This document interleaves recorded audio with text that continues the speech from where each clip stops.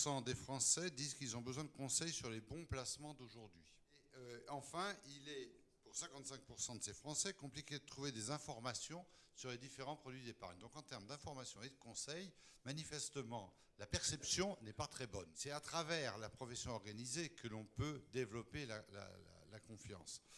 L'acte qui consiste à conseiller une personne sur la façon dont il ou elle va placer son argent, sachant que ce qui est essentiel, c'est que cet argent, il en récupère un jour ou l'autre la disponibilité dans des conditions convenables. Sur une grande partie de ses clients, est incapable de fournir de bons conseils, même s'il a les qualifications professionnelles requises, parce que la technique, c'est une chose, mais ce n'est pas suffisant. Il faut que le professionnel ait une certaine éthique, et cette éthique doit être définie au niveau de la profession. De plus en plus, on a besoin que ces professions auto-organisées soient bien contrôlées en garantissant la meilleure protection des intérêts de ses clients. Donc, l'idée d'avoir de la difficulté à trouver des informations sur les différents produits, c'est ça aussi. Non, hein, si je vais dans une banque à réseau, je ne vais pas avoir les produits de l'autre banque à réseau. Et ça, c'est en effet un problème.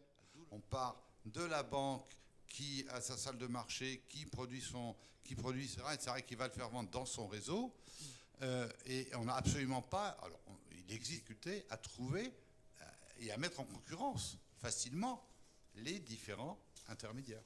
Je pense que le conseil automatisé, ça peut être une façon de mettre à la disposition du client à travers le site, à travers, etc. Ces logiciels, ces algorithmes qui sont développés peuvent apporter du conseil aux besoins des clients.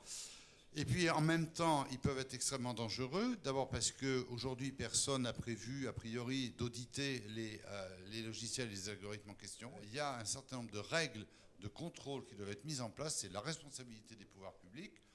Il faut qu'elles soient mises en place.